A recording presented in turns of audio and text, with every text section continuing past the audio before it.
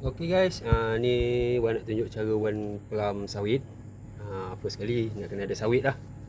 Wan nak cerita sikit, sawit ni kalau korang pilih biar yang isi dia tebal. Saiz tu tak kisah, saiz kecil sedang-sedang ibu jari, macam ni besar sikit daripada ibu jari. Saiz ibu jari kecil sikit daripada ibu jari tak kisah, yang penting isi tebal. Korang kena check lah. Korang kena check. Ya, tengok ni. Kena cocok. Dia masuk dalam tu. Nampak kesan minyak tu. Lebih kurang apa ni? Lebih kurang lah, dalam jugalah. Lebih kurang dalam tu. Dengan mata apa? Mata gunting ni. Lebih kurang, dapat lagi dalam, lagi cantik. Inilah, tak banyak pun Wan cari sikit je. Wan buat sikit-sikit. Buat sawit kita dah cari. Ni tu nak kena ada tisu lah. Kita kena pakai tisu.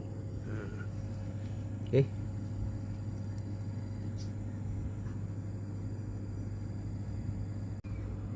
Okey, lepas tu kena ada plastik untuk kita bungkus sawit ni.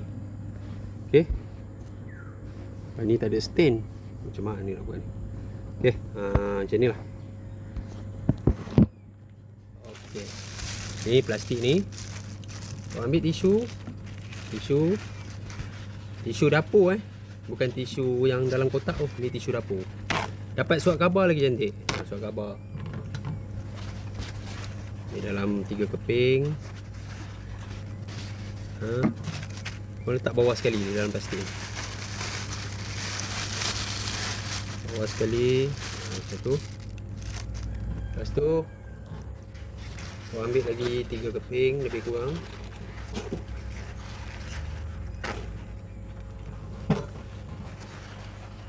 Gulung dia. Masuk dalam ni. Masuk dalam plastik ni.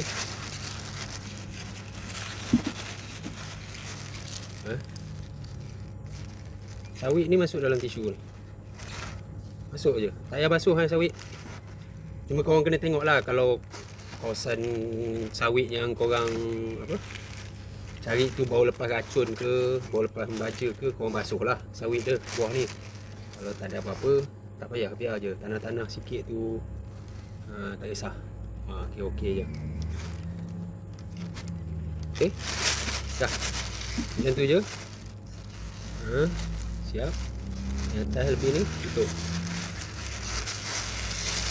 Tu ikat pakai getah. Ikat pakai getah.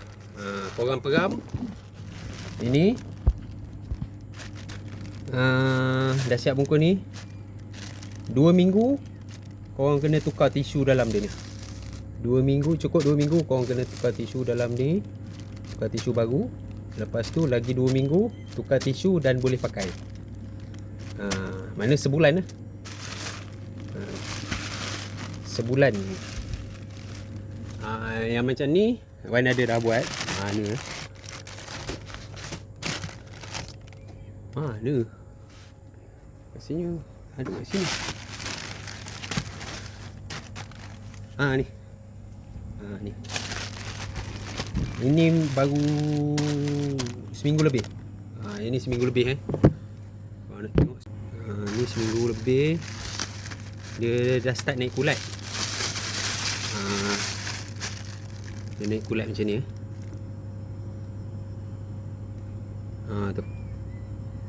Naik kulat ni kira okey. Tapi dia masih keras lagi. Tak boleh picit lagi, keras lagi. Tapi dia dah naik kulat. Cantik. Lagi dalam 3-4 hari lagi Wan akan tukar tisu ni lah. Itu je lah cara Wan peram sawit. Yang penting pilih sawit tu, bukan main kutip je. Macam ni bukan main kutip. Mana kita pilih pilih sawit yang terbaik untuk kita guna.